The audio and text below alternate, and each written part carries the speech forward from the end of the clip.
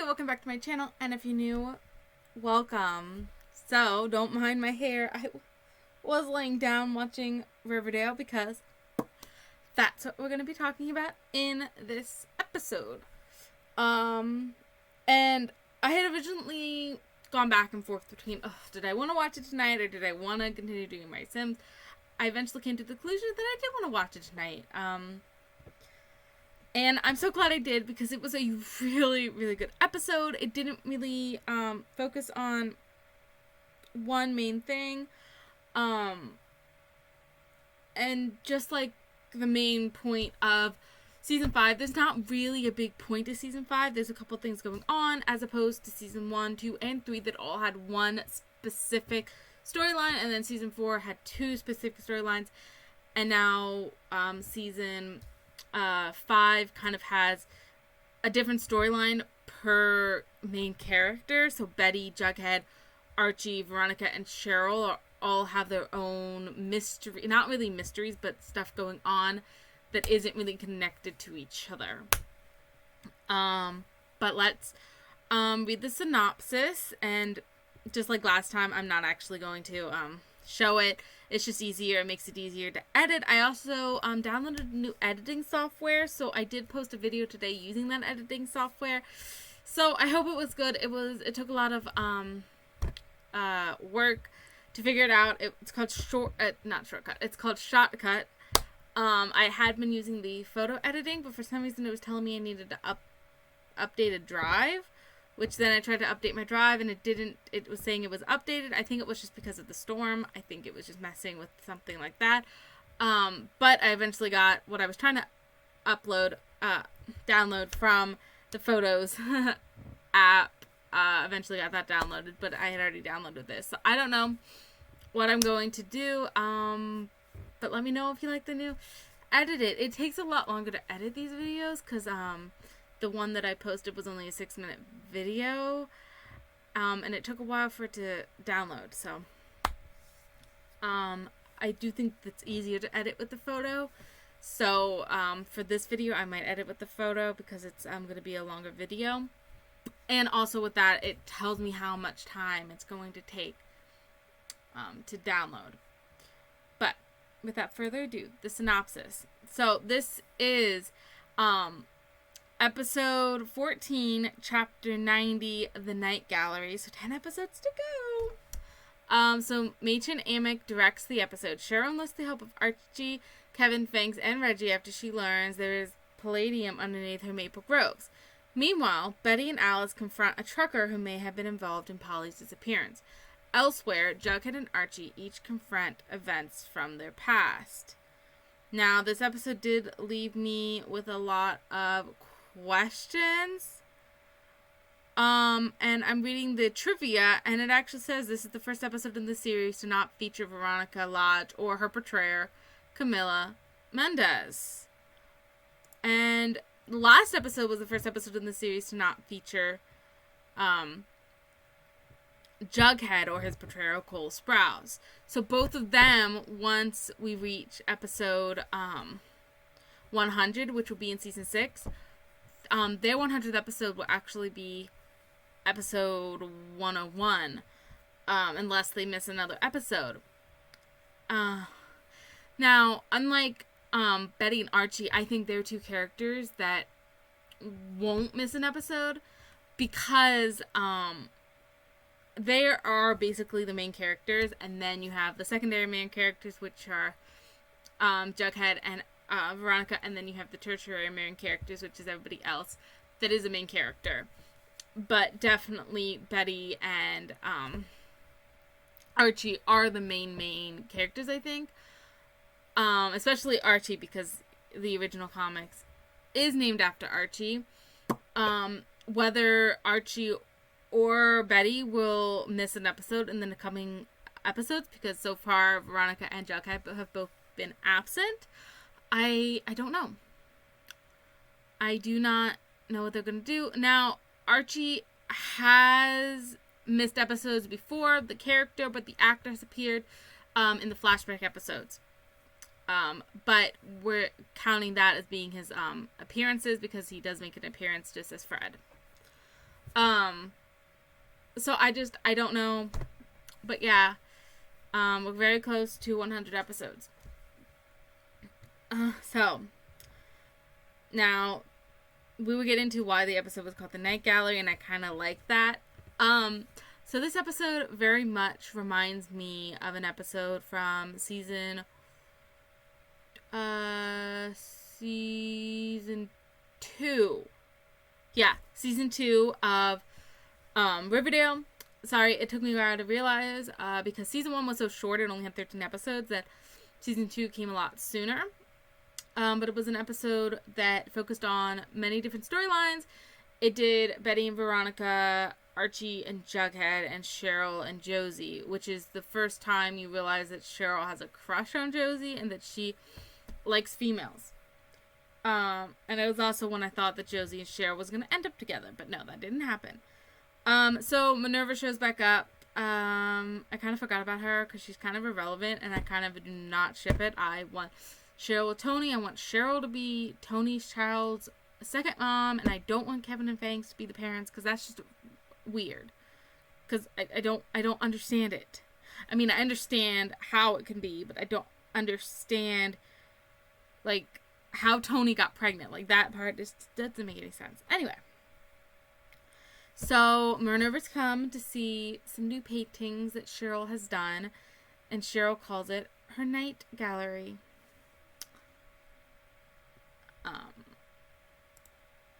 And each of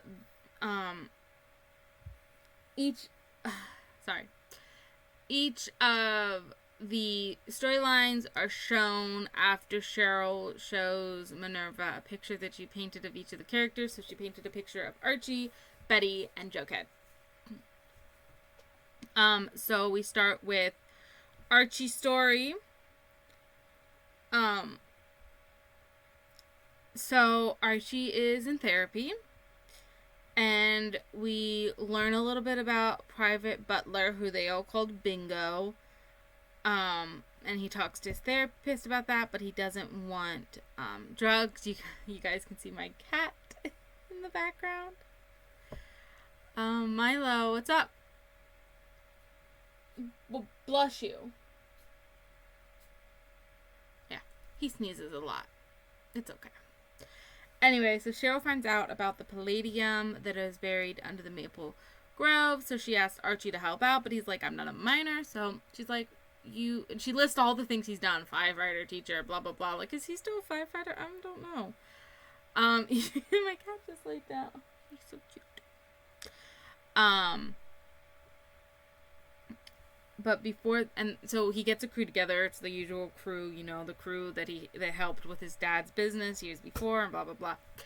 But before they start, Cheryl wants them to form a soul circle. Cheryl has lost her ever-loving mind. But anyway, through this encounter, he starts developing a lot more serious cases of PTSD. But they find the palladium. And Archie finally agrees to accept the drugs. So Reggie starts telling the story of the Mothman, which everyone else debunks, saying no, it's not true. So Archie is in the mines, and he starts to hallucinate, and he loses it. He runs into his therapist's office and says, oh my god, you're poisoning me. These aren't real drugs. I'm just a rat for you. Blah, blah, blah, blah, blah. Archie completely loses it. It turns out that there was carbon monoxide gas in the maple groves, and other people in the group started experiencing hallucinations as well. And he talks to his therapist about this, but his therapist says that after he ran in on her therapy with somebody else, she doesn't feel safe around him, and if he is hallucinating the people who died in his troop, then he shouldn't be around other people. So that was most of his story. It kind of ends abruptly. All three of these stories kind of end really abruptly, and the story that I'm most excited for is Jughead Story, because it takes place in flashbacks, which I really liked. I thought we were going to get a little bit about Archie Story in flashbacks, but we didn't. And, I mean, we do get flashbacks, but Jughead Story is told primarily through flashbacks. But anyway, we move on to Betty's story. So, Cheryl shows Minerva a picture of Betty and starts telling her story. And we have a ponytail wearing Betty back. We might not be able to get a beanie wearing Jughead back, but he was wearing a beanie in this episode. It wasn't his traditional beanie. And I mean, Betty knitted that beanie for him, so she can knit him another one. So we got ponytail Betty back. So she is holding the killer, the lonely highway killer, inside the shop classroom of Riverdale High. Weird place. Oh yeah, they had to shut down school for a while. That's why she was able to. I'm watching the episode, I'm like, how was she able to do this? Like, don't people go to school? They had to shut down school. And they made a little reference to social learning that everyone had to deal with during the pandemic. But the trucker says his name is Martin Tucker. But that's not his real name. Betty says that the real Martin Tucker died about 50 years ago. And he's going on about how if in the United States he deserves a phone call because she introduces herself as the FBI. And she's like, we're not in the United States anymore. We're in Riverdale. And because Riverdale was unincorporated, Hiram made sure it was unincorporated, it doesn't exist. So technically, it's not a part of the United States anymore. So Betty decides, after trying to get him to confess, she decides to tell her mother and try to get Alice to kind of talk about Polly and everything and try to get him to confess. Well, that doesn't work. So Alice tells Betty to just go ahead and kill him. But Betty said she's going to try one more thing. So we get a little bit of a dark Betty moment. And she tries to get him to confess just one more time, and then she says that if he doesn't confess, then she is going to torture him because he doesn't deserve to be killed. She starts saying that she is going to start cutting off his feet, and then his legs, and then his hands, and then his arms, and so on. But he doesn't budge. Turns out she got the ruse that she used by telling him how she's going to torture him. She got that from the trash bag killer. He said that to her when she was being held captive by him. We still do not know how Betty escaped, and I was wondering if they would ever go back to that, because it's been a lot about the lonely highway killer and not much about the trash bag killer. But if you guys remember, there are 2 serial killer storylines going on at once, and now but we'll get to something in a minute. But I hope they do more about the trash bag killer, because Betty was held captive. I still think it's Glenn. I had to let my cat out of my room, so I don't know where it was, but I do think the trash bag killer is Glenn. I don't know. But yeah, so I do hope they talk more about that, and I do hope they find out who he is at the end, since we already found out who the lonely highway killer was. Well, Betty gets a chainsaw, about to torture him, and turns out he died. He killed himself. He bit off his tongue. Disgusting and painful. And Betty's talking to her mom about it, and they both feel better that he's dead. But Betty worries based on something he said. Now, I can't really decipher what he said that made her worry or whatnot.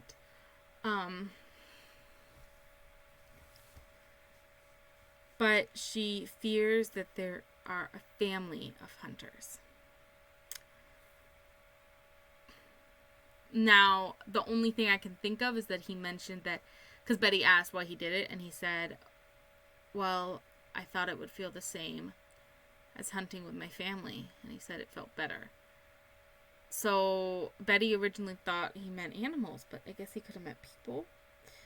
But we move on to Jughead Story, which is the last story and the most interesting, actually, to hear. And so Cheryl starts talking about it. So Jughead is attending group therapy, Alcoholics Anonymous. I called it group therapy before I realized what it was. So he is in Alcoholics Anonymous, and it's located at the high school. And so this is taking place after he left for New York and came back. So I don't know where he's been. And it's shown through flashbacks. So it starts with after he left Riverdale. He joined the Iowa Writers Workshop.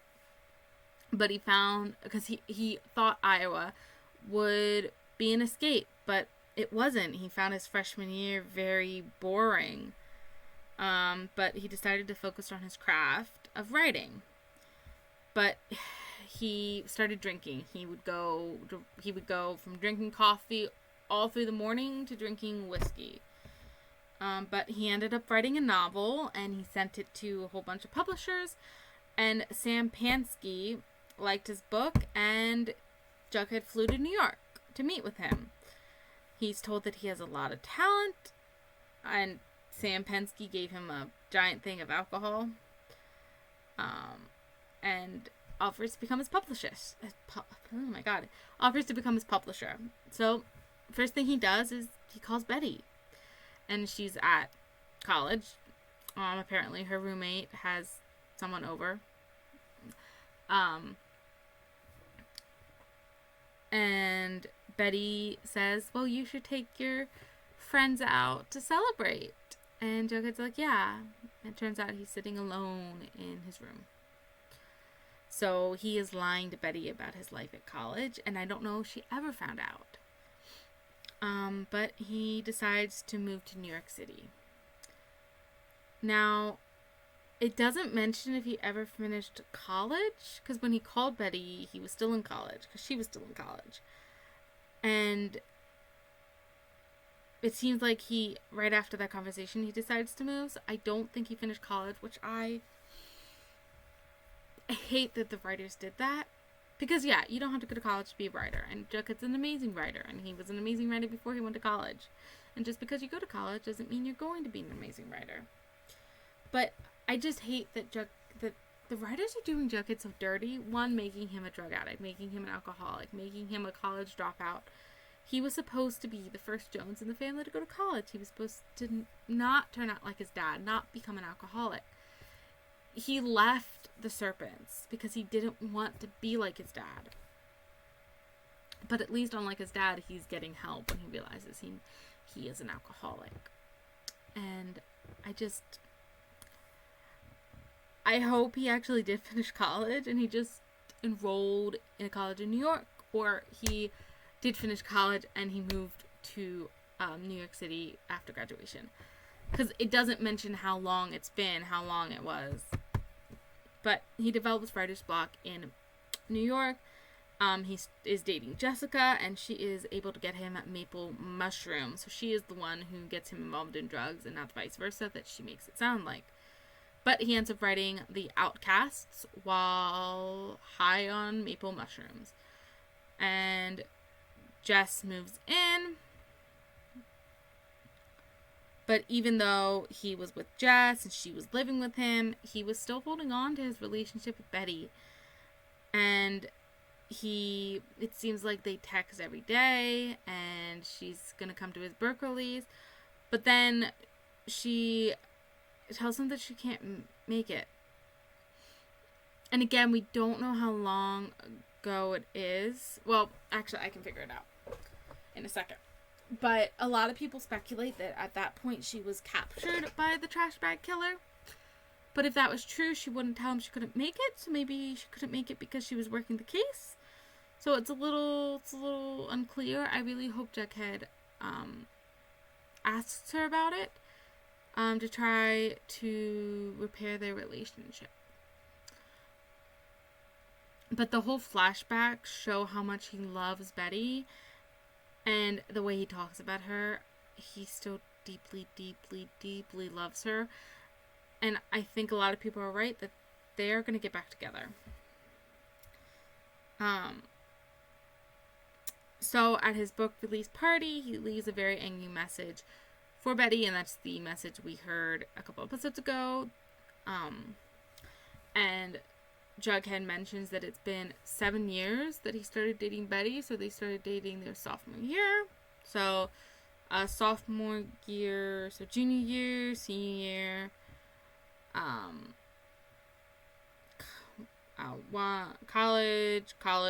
college. So it's been a year since Betty graduated college, so 7 years. So they're 23. So it's 2 years before. It's 2 years before they return to Riverdale, and based on the way everything is mentioned, it seems like she was held captive by the trash bag killer not that long ago, because she was still on suspension. So I don't know. I really don't know. But he then vanishes, and he mentions that he was swallowed up by the dark. He wakes up in the hospital, and Jessica reveals that it has been days. Yeah. He mentions that him and Jess just were drinking and fighting, and we're not really writing, and he thought that what happened to him on his book release party would be a wake-up call. It's also revealed that he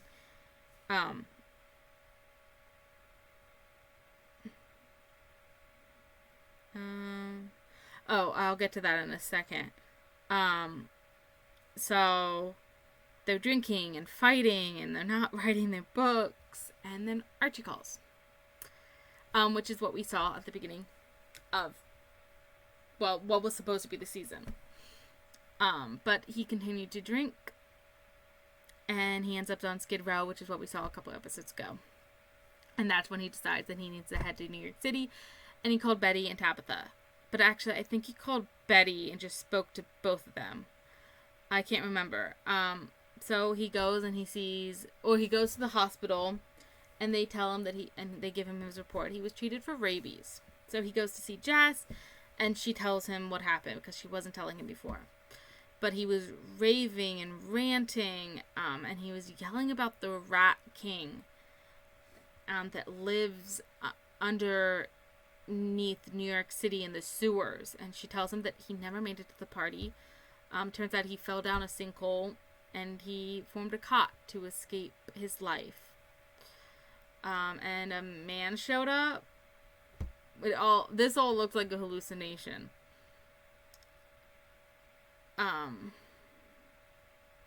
So he decides to read The Rat King, his book, and